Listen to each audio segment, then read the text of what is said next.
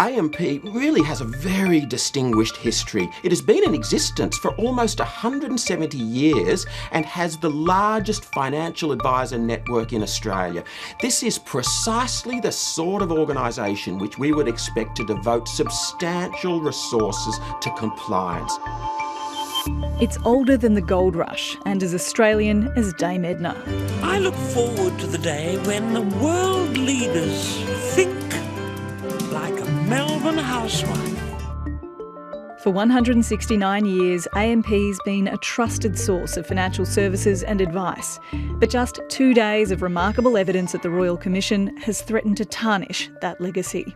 And so by my count, this was the 14th false or misleading statement by AMP to ASIC. And that brings us up to the 15th false or misleading statement, the 16th, 17 false or misleading statements. Were you counting that as one or two? I only counted that as one. Do you think I should count it as two? I think in fairness, Mr Hodge, you should. Okay. The 18th false or misleading statement by AMP to ASIC. After an intense grilling, AMP admitted to not only charging customers fees when they received no advice services, but then dressing it up as a mistake to the corporate regulator ASIC. In fact, it was a deliberate policy by the company. Trust has been breached in profound ways between AMP and its key stakeholders. Trust has been breached with the regulator. I suggest trust has been breached with the government. They have said that they basically charge people for services they didn't provide, and they have admitted to statements that were misleading to ASIC and to their own customers. And this is deeply distressing. And this type of behaviour can attract penalties which include jail time. That's how serious these things are. AMP has issued an apology and has paid back almost $5 million to affected customers. But now AMP's 750,000 shareholders are suffering significant financial pain as a result of the scandal. Those investors have seen the stock fall 6.5% since Tuesday morning, and almost $1 billion wiped off the value of the company. AMP is owned by more mum and dads than probably most other stocks in the market. So this is why this news is particularly terrible for them.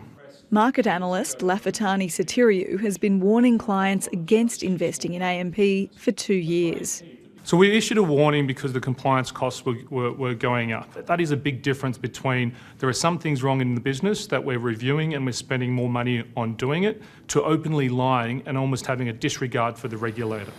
Jeff Morris is another onlooker who's not surprised by the revelations at the Royal Commission. The former financial planner blew the whistle on misconduct at the Commonwealth Bank's financial planning division 10 years ago. The incredible thing about it, though, is that ASIC is colluding in this fairy story on the part of the institutions that this was all just a big accident and a series of unfortunate mistakes. It wasn't. It was deliberate industry policy. He says ASIC has been asleep at the wheel and that the industry has contempt for the corporate regulator. ASIC is an absolutely useless regulator. In fact, personally I believe they're worse than useless, because the existence of ASIC led a lot of people to believe that there was some element of consumer protection in financial services. It actually misled people to believe that they were operating in a market that was more regulated and protected than in fact it was. ASIC today declined to comment further on its investigation into AMP, but said it had received thousands of documents and examined 18 staff. It also said that making false or misleading claims to ASIC could result in civil or criminal sanctions. But its critics say the regulator rarely uses its strongest tools. The strongest message going out to the regulated community is, of course, when significant fines are imposed, or indeed when the wrongdoer actually sees the inside of a jail. I think there is a significant issue about whether the existing enforcement powers are being used in the way that sends the strongest message out to the regulated community that we have a tough cop on the beat. The fees for no service issue was back before the Royal Commission today, but with another institution facing the heat. You're aware of the fees for no service issues that Commonwealth Bank has had? Yes, I am. The Commonwealth Bank has handed back more than $118 million to customers who were charged fees for advice they didn't receive. And you know that Commonwealth Bank group entities have charged more fees for no service than any other financial services entity in the country? Do you know that? I do know that. it would be the gold medalist if ASIC was handing out medals for fees for no service, wouldn't it? Yes. There are now more than 25,000 financial advisors in Australia, 40% more than when Jeff Morris blew the whistle on the industry.